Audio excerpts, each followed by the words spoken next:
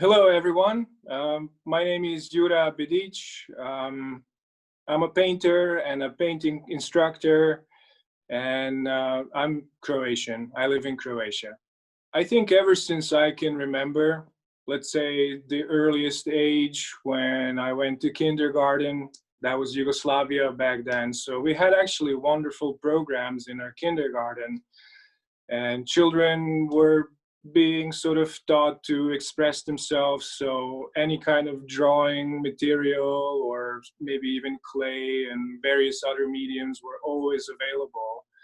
And I was not the kind of kid who wanted to, dress up in a costume and play prince and princess. I was always kind of more in a corner drawing perhaps a guy with a sword or on a horse or something like that. So I would probably be drawing every single day ever since I can remember until I became the student at the Florence Academy and carried on until the present day. It's just what I am and what I do. At first was completely unaware of the Florence Academy of Art. I thought that a natural progression for one to become a working artist, painter, was to join a statal academy in your country. For me, that would be the Statal Academy in Zagreb. But unfortunately, I did not get accepted. And I was just kind of graduating my high school, which was a 4-year program. But there I've met a young man who we kind of became friends, and we talked. And after, arriving on the day and not seeing our name on the list of those who got accepted, I was actually the first name below the line. They would accept only 12 people. But, at the time, it was like a ton of brick crushing me down. I just barely kept up on my feet. My dad was behind me, and I could already sense him being encouraging and, saying this is not the end of the world. But for me, it was. So after the initial shock, me and my friend ended up talking over the phone some more, and we said we're not going to give up to each other. And I said, okay, I'm going to look into the academies in the surrounding countries, so Austria, in Graz and Vienna, there are prominent, very world famous academies. So I thought, okay, this is probably where I should go then. And I sent my application and I got accepted to do the entry exams. In the meantime, my friends, because, we're talking 99 now, year 1999, internet was not exactly like what we're doing right now. So he had access to some computer that was connected, which I did not. So he did some online searching. It was science fiction at the time. But anyway, he was looking into Italy. So he looked at Venice, he looked at Rome and Milan. And of course, those were the statal academies. And then somehow in the end, he said, let me just check Florence, because Florence is Renaissance, all these painters, Michelangelo and so on, Da Vinci. Anyway, he found the Florence Academy of Art. And I guess it was possible to leave some kind of an online request for a pamphlet and application form. And I guess they sent it to him via mail.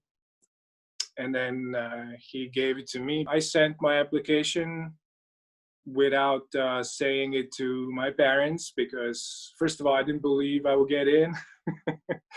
Second of all, I knew it was just too expensive, you would say. I'm the oldest of 5 children, so, But 6 months have gone by, and I was getting depressed about what am I going to do next in my life. So I was pretty much laying on a couch. It was a midday, and I was alone at home with my grandmother, and the phone rang.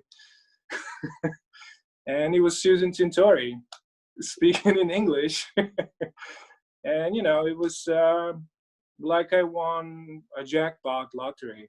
It was totally unexpected. I even forgot about the sent application. And I just eagerly awaited for my parents to come home from work, and I filled them in on what happened. They were like, wait, what? What? You guys, like, what school? And said, yeah, don't get too excited. It's expensive. But they were cool enough to say, it doesn't matter. We are going to find a way to do this, and you're going. End of chat. I was aware of all the abstract painters because, you know, in my high school, I had art history as well. And most museums and galleries, wherever you go till this day, are still kind of showing and displaying modern, more abstract type paintings. And I just simply wasn't drawn to it, I guess. And every time I picked up a pencil and a paper, I wanted what I drew to look like it's real somehow, because that was exciting. It's really difficult to make something like that. So there's a challenge aspect, and then even like, oh my God, like people believe that this is three-dimensional, you know, like somehow that's always been really fascinating to me. So a choice was made by my DNA. I didn't even intellectualize it ever. Working from life in general is really what I like doing the most. So whether I have a still life in front of me, or whether I have a human being sitting there or standing posing, or if I'm landscaping, I think I'm just mesmerized by the light effect.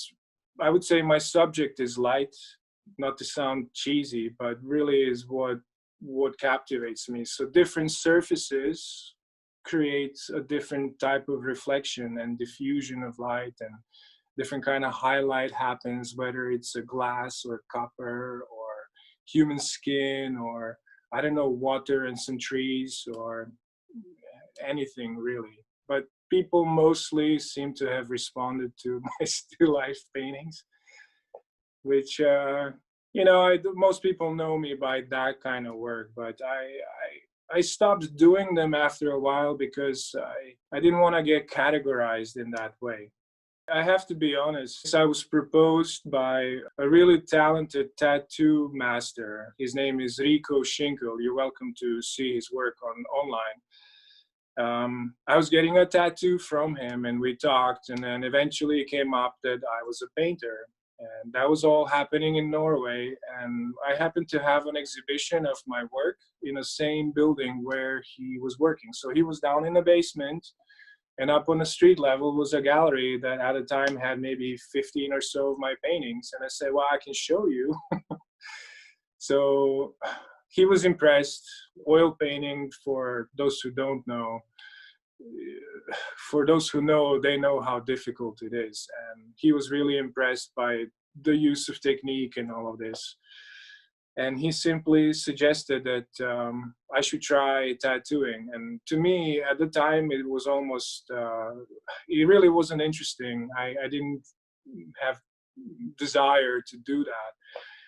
But I also understood that it's difficult to acquire knowledge about the traditions of tattooing. And there's a man who is so experienced and so good at it, basically offering to show me. So being a scholar I was for the previous years before that, I decided to just give it a go. Let's just try. And he showed me what he could, and he said the rest is practice, which sounded really familiar. And I believed in the beginning I would be better at it, just because I know how to draw, you know. But it's just so different to draw on paper or to move paint on canvas than to have a vibrating machine in your hand that's poking, and now you have this surface, which is human body, that you're supposed to apply a clean mark, a clean tone, a soft transition, all these problems you deal with when you are a painter. But they're just so technically different to achieve, yet the end result has to be very similar to what's on paper versus what you come up with on the skin. So it threw me for a really big loop, and I haven't been humbled in that way ever since I first joined the Florence Academy, where I came thinking, oh, look, I kind of can draw here, to realize I cannot really do what my brain is saying that I can do. So I embraced this feeling of being right in the bottom again, and looking at the mountain ahead and wanting to climb it and be there dominating it, you know? So it's been almost 9 years now since I first tried, and only the last 2, 3 years I feel like I'm kind of in control. I find it really interesting because I think, of course, your studies in art and in the academy, the academic studies have influenced the tattooing. But how is it the other way around? Has the learning about tattooing and doing it influenced your paintings? I appreciate the question because it certainly did. It kind of, if I could say like that, it really expanded my horizons. You know, in the beginning, I talked about how I enjoy working from life, and that's really what gets me out of bed. Ever since I tried and been tattooing parallel to painting, I feel like painting has so much more to explore there, because being student of nature for so many years, there's a trap there. If you aren't careful, you become its slave, you could say, and you cannot really open all the creative registers that you might have in you. Like your education does not allow you, let's say, you know too many sort of dogmas, or you just know what it takes to create an image. But guess what? It doesn't have to be like that. So I feel like I have a really strong platform where I'm standing on because of my prior education. But I feel like I have started to build not just one other platform, but there is like multiple platforms. So now a subject matter in painting somewhat becomes influenced by the imagery I like to tattoo. So when I was a kid, I always liked, drawing like Conan the Barbarian type of figure, and not only that he's got big muscles and a shiny long sword and long hair, but there's some kind of a conquered enemy of his, whether is it a monster like a dragon or even just an opponent, which is human being, and now he's decomposing, let's say, and he's like, you can see the bones and you can see the skull of it and all these things. So in my brain, I just zoomed into this skull and monster type of images, which I guess they never went away. That was my first thing ever. So I made like a really big circle here, except now I know how to make it look more scary than I could before. Some of the paintings I've painted were much more experimental. And I've realized that all of these technical aspects that I always strive to achieve in my oil paintings are coming out really easily if my image is not so strictly bound to the dogma of, okay, it has to look like your sitter, right? So it doesn't have to. And then all of these amazing kind of textures in paint and the colors you can come up with, because nature becomes not your teacher, but it becomes like a reference in a way. So you pick your best and favorite bits, which is oddly exactly what my education has always been about, so-called selection, right? So when you're working from nature, you cannot include every single little detail because we just simply don't have the materials to explain that. So now the selection is even more drastic, you could say, but it's also truthful what's there, except maybe not everybody loves to look at what I came up with, but I don't feel like it's my problem. The studio space that I have at the moment is the integral part of my house. So it's connected to my living quarters, but the house itself is located in a beautiful part of Croatia, which is the most northern tip if you look on a map. And the region is called Međimurje, meaning between two rivers, which is kind of explaining its geographical positioning. But I just knocked the walls and the ceiling down and installed the skylights, which of course are facing to the north. This is a must, actually. Otherwise, you have to really improvise a lot. But and it's simply modeled off of the studios that I always painted in Florence. And maybe that's one of the biggest assets I feel like I brought home with me, knowing how to build your studio. Me and my unwedded wife Taylor, we work together, and she paints. She has her side, I have my side, but of course we share everything. My studio is full of artifacts, various pots and pieces of armors and helmets and skulls of all kinds. And yeah, all the inspiration I ever need is here with me, basically. So we were talking before about the decisions we make as artists and the priorities we need to have. And this is a question I asked to every artist. If you had to, in front of you, a young person who wants to engage into arts but is worried about economies, is worried about, I don't know what to do, etc., etc., what would your advice be to this person?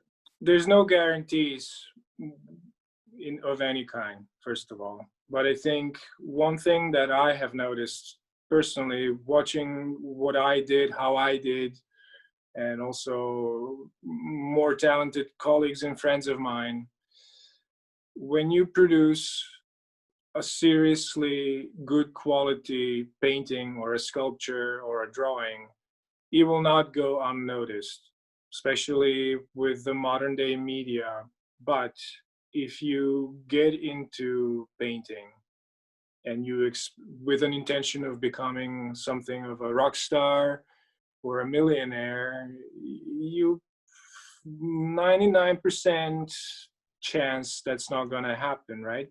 Just because you're a painter, also it doesn't mean that you have to be broke, because I believe our job as creative people is not necessarily to only launch framed pretty pictures into the world, right? There is many aspects to creating something, right? Sometimes you have to create yourself a platform where people will understand what it is that you do, right? So that's a lot of time put into something that isn't necessarily hands-on brushes and canvas, right? So there's a lot of work. It's a 24-hour, 365 days in a year kind of a job. And the wonderful thing is that you don't have a boss. It's you who decides. But it's difficult to talk about income, you know, like for me, for example, I find myself, okay, primarily I'm a painter. Probably in a second manner, I'm an educator, I'm an instructor, I'm a teacher. And thirdly, I'm a tattoo artist now. So if you push yourself, if you work sort of with joy, meaning that none of what you do is seen as that big of a chore, right? You have to be very honest with yourself in order to line up your life according to that. But I find myself lucky. I feel like that is what I do. You can combine periods of time. There'll be times where you will have more time and needs to paint and produce work which may sell, right? But as a painter, you cannot. I always feel like the worst place for a painter is, oh my God, I have to finish this piece, because if it's not finished, I have nothing for sale. And if I don't sell, I cannot buy food in a basic way. I have long time decided ago that that's not what my life is going to be spinning around. So whether I paint, I will also on the side or at the same time do the teaching. So when I teach, I paint with my class. So I'm probably having most fun in the entire group. And then when I'm not painting, then on my sort of break, I go around and I talk to people about painting all day long. Imagine that. It's like being paid for something that you don't even consider being work. But don't get me wrong, I come home at the end of the day and I feel like a squished lemon, you know, like squeezed out lemon, no juice left. So I give it 100%. And then, you know, tattooing is probably the most lucrative way to stay creative in this time and day. You know, very few painters can say, you know, every time I pick up my tools, I will get paid. So when you apply this tattoo at the end on your person, on your client, I treat them as I used to treat my models I paint. It's the same type of interaction, to be honest. um, then you really feel the gratitude of that person. I've never really sold a painting, I have to say it like this, to any client that made me feel as secure about what it is I have delivered. But when you put a tattoo on someone, there's other kind of magic there happening, you know.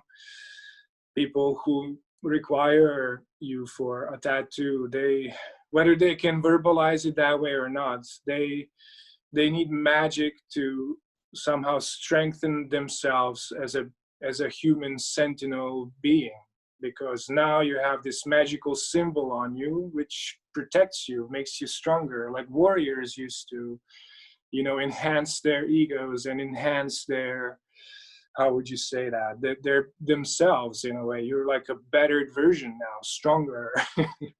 And being able to give that to someone is very rewarding, I have to say. It's really cool to do that. To go back to the advice, don't get into it for money. Simple as that. And if that's not what you aim for, it will come your way. You just have to work. You just have to constantly be out there, and good things come your way. It's like that. Exactly. And what about the training? What kind of training would you recommend? Well, I guess, you know, I only have my own experience to base it on, but I would for sure tell a young prospective student to still go find an atelier or a school, or even just a singular artist that teaches. You know, learn to work from life.